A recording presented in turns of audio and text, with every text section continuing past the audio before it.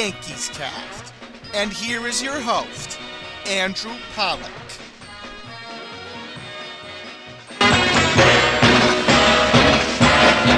We're gonna shout when you powder the ball. We're gonna scream, put it up on the wall, yo!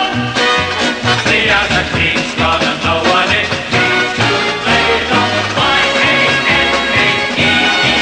We love the Yankees, shout it out loud. We love the Yankees.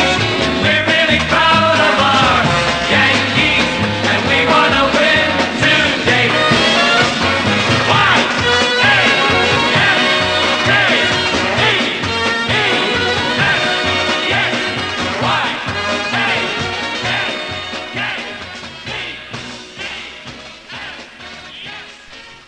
Hello, everyone, and welcome to the very first episode of the Yankees Cast. I am your host, Andrew Pollack, and it is a big privilege to finally be a part of the Elite Sports New York family. I'm very happy I've been given this opportunity to do this podcast, and I will not be taking this opportunity for granted, considering how the Mets cast with Nick Durst has been doing very well.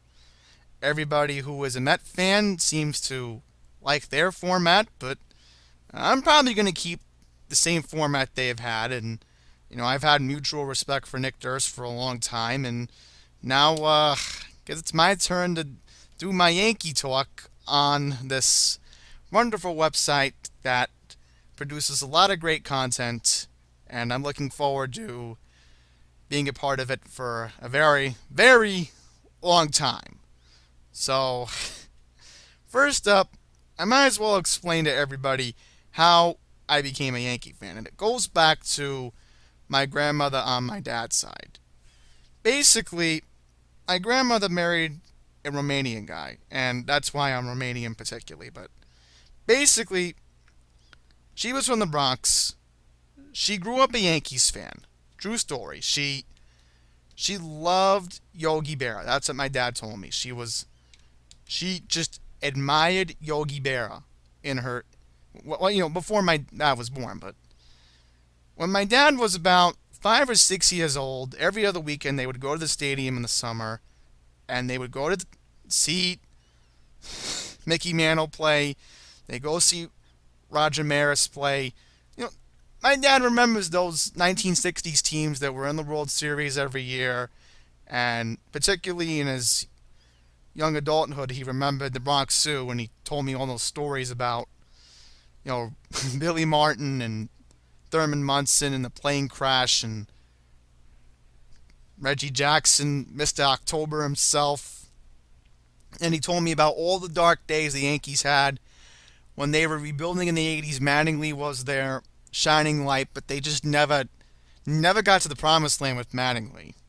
And it seems nobody can at this point, but the story about how I became a Yankee fan was through him, of course, when the Yankees played the Mets in the 2000 World Series. And I became more of a fan in 2001 when the Yankees gave my school a chance to come over to the stadium and get a tour of the entire premises. This is the old Yankee Stadium in the Bronx. This is before 9/11. And after 9/11, the Yankees, I was only a kid at the time, but at least the Yankees got me through a dark time after 9/11. And seeing them win all those games at home was special, despite the fact they couldn't win the series with a 3-2 lead. But 2004 was more of an emotional turn, considering that the Yankees were in the World Series in 2003 but lost to the Marlins. But, I was always greedy as a kid that I wanted to see the Yankees win the American League pennant every year. That's what I wanted to see. And now that we're in a new generation of New York Yankees baseball, as I've gotten older, I've realized one thing, and I want to be patient with this team. And there's issues we have to discuss. We have to talk about free agency. We have to talk about the Yankees managerial hunt in terms of who's going to be making the day-to-day decisions for this team going forward next season, because this is hopefully going to be a new chapter after the Joe Girardi era, considering that, yes, Joe helped them win the World Series in '09, but this is issues we have to talk about. So, let us go on with the first topic for the Yankees cast, and that is, of course, free agency. What are the Yankees going to do? This is something that they need to really, really think about. And the main guy everyone's been talking about in Japan right now, and possibly could be going to the major leagues, even joining the Yankees themselves, is Shohei Ohtani, the so-called Japanese Babe Ruth, who, looking at these stats, is pretty incredible. He's the Japanese Babe Ruth for a reason. The story goes, he can hit and he can pitch. That's the story. First, I'm going to read you off the teleprompter the batting stats, because this is incredible. Through 4 years, the guy already has had 50 home runs, which is okay. Maybe 100 would be good by now in a 4-year span, but too much to ask for. He's batted in 166 runs. His average is close to 290. It's 286 precisely, but 300 would impress me. His on-base percentage is .358, which he at least gets on base a lot, so that's a good thing. But the pitching numbers sort of remind you of what Masahiro Tanaka impressed us with before he joined the Yankees, which we're not going to compare stats on Ohtani and Tanaka, but the ERA for this guy is amazing. It's 2.52 in 4 years. He struck out 624 batters, and he's won 42 ball games. And only has lost 5. So this is pretty incredible when you think that this guy literally reminds me, you listening, and everybody else about how does this remind you of Babe Ruth? It certainly does to me. Certainly does. So, the story goes for this guy, thanks to the Major League Baseball Players Association approving the posting agreement, teams can start bidding the minimum $20 million on Friday, December 1st. So I'm hoping the Yankees can outbid every other team to get this guy. Now the problem is he going to be a hitter? Is he going to be a pitcher? That's a problem I'm really, really concerned about with this guy, because there's injuries, of course. Baseball has changed with injuries over the years. And the concern is, what if he wants to do both? I don't think that would work out. Logically, I could not see that happen. So, I really hope the Yankees can get this guy. Then, afterwards, whoever the manager is going to be, this manager needs to figure out what's he going to do with this guy. Because Ohtani has a lot of talent. We've seen it in Japan. But I wonder if it's going to transition into American baseball. American League Baseball in particular. Because we all know the rule in the American League that it's a designated hitter. So, maybe there's a rule in the rule book that I'm not aware of, or any of us are aware of, that this guy can pitch and hit in the American League. I really don't know, but it would be fun to see if the Yankees get this guy. So far, all the experts online, Sports Illustrated, Bleacher Report, I don't think here on Elite Sports has reported this, but so far the Yankees look like the prime team for this guy.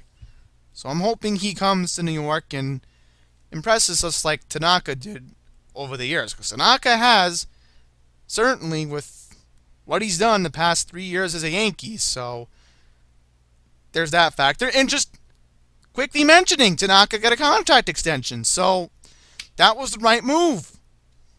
So that's one key free agent move the Yankees have made, and that is, of course, extending Masahiro Tanaka's contract. So you could say that the Yankees are certainly going to try to keep the chemistry together with this team, but if Ohtani comes, that's the big headline from the hot stove. And now I'm going to mention 4 guys that our correspondent Christian Koropakis mentioned in a video on YouTube, that there are 4 guys he listed. Because again, Ohtani, he said in the video Ohtani was on the list, because I remember that, but I had to start off with Ohtani because he's a big free agent. This is what everyone's talking about. But there's 4 other guys, so I'm going to read them out from 4 to 1, so that way it'll be easier. So, number 4, this is an obvious, CC Sabathia. If he can get 1 more year and the Yankees can come up with a way to pay him under $10 million, then why not bring back the horse known as CC Sabathia? Just quickly mentioning, Sabathia did have a good season, 14-5, and his ERA was 3.69. So, come on, give the guy 1 more year at least. See what he can do. And if he's not the old Sabathia, then don't bring him back in 2019. But I'd say bring back Sabathia. What do you got to lose? And we'll go to another innings eater here. So, number 3 is Alex Cobb. Now, I say he's an innings eater because the Yankees need to replace Jaime Garcia. Jaime Garcia is a mediocre starting pitcher. He's not a type of guy that can bounce back from bad starts. We've seen that. Alex Cobb is a good guy to have in that situation.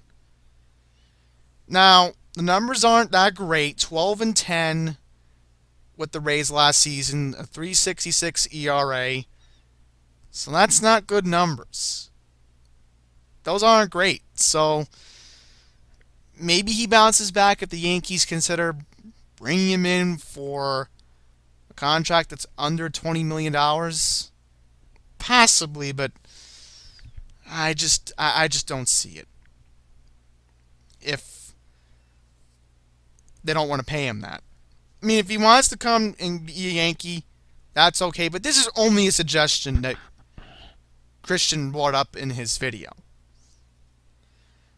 But CC Sabathia, I'm sorry. If they don't re-sign him, something isn't right. Now, let's move on to a possible backup catcher candidate. And his name is Miguel Montero.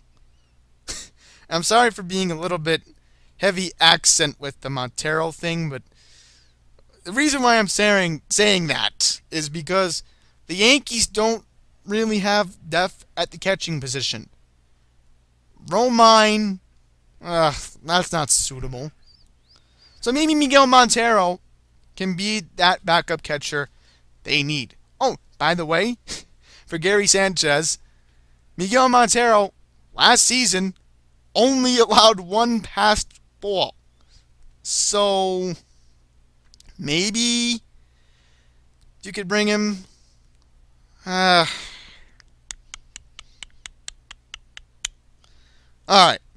right. So now on to number 1, which I think this makes sense. This makes complete sense for the Yankees to do. Try to get Jay Bruce. Now, I know this is a bad idea, but hear me out on this. And hear hear out what Christian said.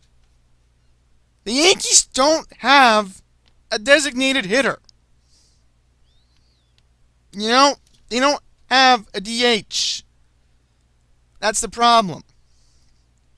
It's not a spot you could say, oh, well, Castro can be the DH, and this guy can be the DH, and, you know, if you want steady DH, honestly, Jay Bruce is your guy. Why wouldn't you want Jay Bruce on your team? I'd certainly want Jay Bruce on the team. Why not? Why not have Jay Bruce hit 30 home runs as a designated hitter? I want to see him be a Yankee. Wouldn't you want to see him be a Yankee? 36 home runs, 100 runs batted in, combine both with the Mets, and combine both with the Indians, considering how he hit more home runs with the Cleveland Indians. He did. Stats prove it right there if you want to look it up on Baseball Reference or Baseball Almanac. Jay Bruce needs to go to a playoff team.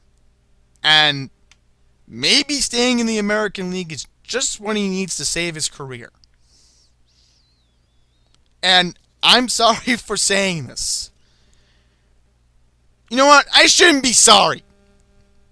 Chase Headley's not a designated hitter. Okay? Chase Headley had a very, very bad postseason. Okay?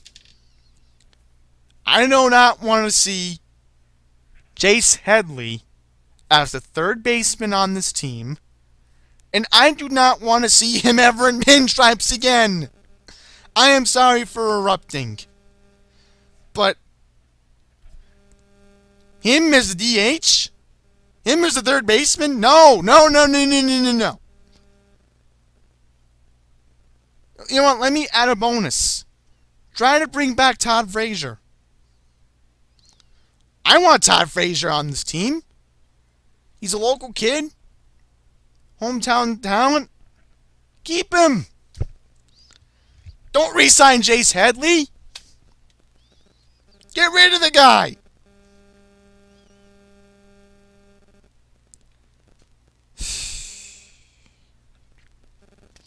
Alright, so back on topic now.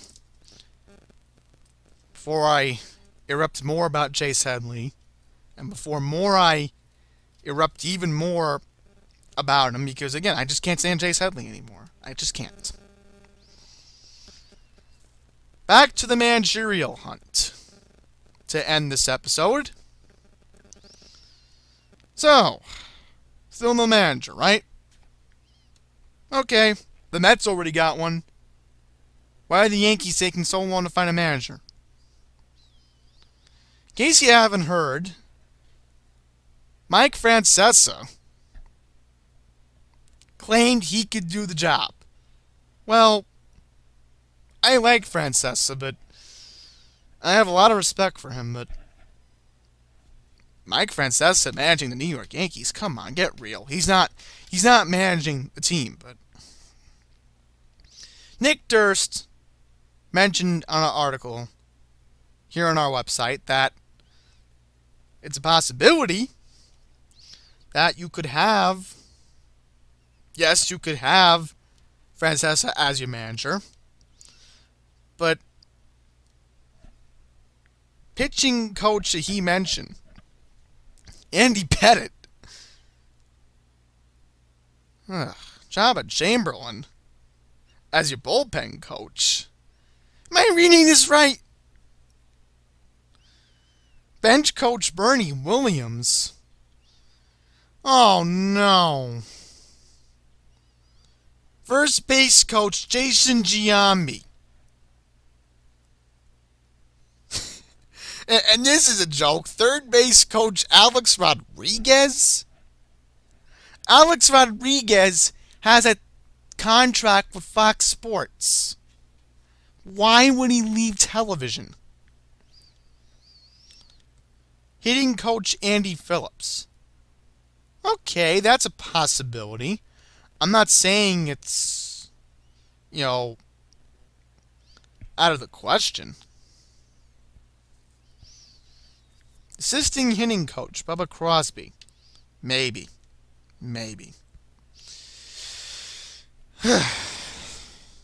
But folks, to end this episode reasonably, I have come up with 5 names, logically, that would make sense.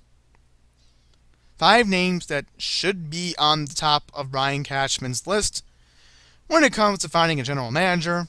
So here I go. At number 5, I'm picking Brad Ausmus. Now, this is a good option because Brad Ausmus took the Detroit Tigers to the 2012 World Series. Spectacular manager. He's managed Justin Verlander. He's managed Miguel Cabrera, I know that. So, why not bring Brad Ausmus in to an interview? Number 4, a name that's been speculated about for a while, and that is Aaron Boone. Would he leave ESPN and take this job? Maybe. But this isn't my childhood where he hit the home run in Game 7 of the American League Championship Series against the Red Sox. Maybe that's where the curtain comes down, and maybe that's where the end credits come in, but I just don't know, folks. I just don't think it's a reasonable candidate here, but I had to add him because the name has been speculated and it's been a reasonable name. Alright, so number 3 is a guy who's been with the organization for a while, and his name is Rob Thompson. Now, he's a coach. He's coached this team on many different positions in this organization. But there's no previous managerial experience. Maybe Ryan Cashman calls him in for an interview, but probably not the right guy you want to go with. It's not like a Brad Ausmus who has the experience. And then another guy who's had experience, and another guy who hasn't had a shot in a very long time. I can't believe I'm saying this. At number 2, and I've actually met this guy. I'm not kidding. I've actually met Willie Randolph. At number 2, that's what I'm putting on. I met Willie Randolph. True story. I didn't talk to him in person, but back in June of this year, I went to Grand Central Station to see WFAN because they had a 30-year anniversary tribute. And right after the Giants owner, John Mara, was done talking with Mike, the second guy Mike Francesa brought in was Willie Randolph. And I couldn't even recognize Willie Randolph, but yeah, as far as Willie Randolph is concerned, Willie really hasn't managed in a long time. If you don't remember, I'll recap. Last time Willie Randolph was a manager was back in 2007 or I don't really know the accurate year, but I can pull it up. I don't have it on my teleprompter, but that's the last time Willie Randolph was a professional Major League Baseball manager, and that was with the New York Mets. And we all remembered what happened in 2007. That was a train wreck, wasn't it? And yes, Willie Randolph was a Yankee.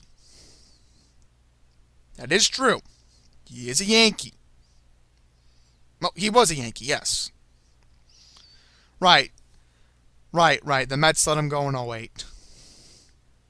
But most recently, he was a coach with the Baltimore Orioles back in 2011. So I would say this. If you want to interview Willie Randolph, I'd say go for it. I think Willie Randolph should have a chance. And if he is named manager, I would love that. I would like to see Willie get another chance. But this time, don't let a baseball team collapse like what you did with the Mets. That's the last thing I want to see. All right, and then at number 1, I'm going with the hitting coach, the current one, Tony Pena. Now, why am I talking about Tony Pena? Well, as I just mentioned, he is the current New York Yankees hitting coach. He's been the hitting coach since 2006. He was, of course, the hitting coach. Well, let me make sure I got this right, because I don't want to get the wrong information on a podcast. Here we go. Right, the Yankees interviewed him before in 2007. And then he was the bench coach from 09 to 14. And he has been called up to hitting coach recently. And he has managerial experience. Last team he managed was the Kansas City Royals. So he knows what he's doing. And yes, I honestly think it would make sense to have Tony Pena as the manager of the New York Yankees. It makes complete sense. But, I do mean but, if I were to look at all the names I've just mentioned here, okay, Rob Thompson, I don't know. But in order for Tony Pena to keep his job as hitting coach, it's possible you need Willie Randolph as your manager or Brad Ausmus as your manager. But if Tony Pena becomes manager, that's the right decision. And if Giambi somehow becomes manager, okay, then what kind of reality are we living in? Maybe hitting coach would be a reasonable job for him, but come on. Jason Giambi managing the team? Because I've actually seen the odds for that, and that was like 40-1 back a couple weeks ago. Ugh, Jason Giambi. But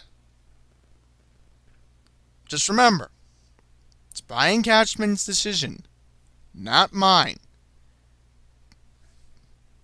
I don't know if I want to interview Aaron Boone, but I would like to interview Tony Pena.